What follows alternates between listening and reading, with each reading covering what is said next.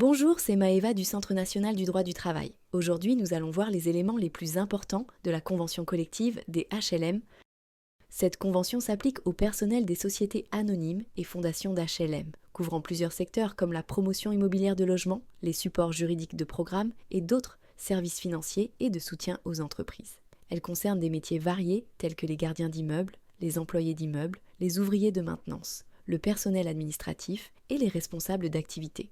Concernant la période d'essai, celle-ci est définie à l'article 11 de la Convention, mais les détails précis ne sont pas mentionnés dans les résultats de recherche. Pour la durée du travail, bien que la Convention aborde certainement ce sujet, les informations spécifiques ne sont pas disponibles dans les résultats fournis. La Convention prévoit des congés supplémentaires pour ancienneté accordés par tranche de 5 ans. Un jour supplémentaire est ajouté au congé annuel du salarié.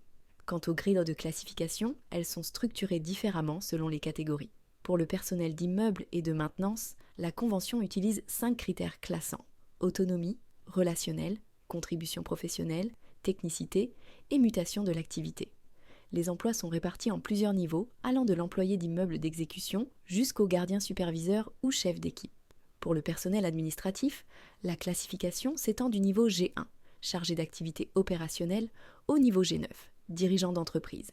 Un accord récent du 1er février 2024, conclu pour une durée de 5 ans, établit la liste des métiers exposés à des risques ergonomiques.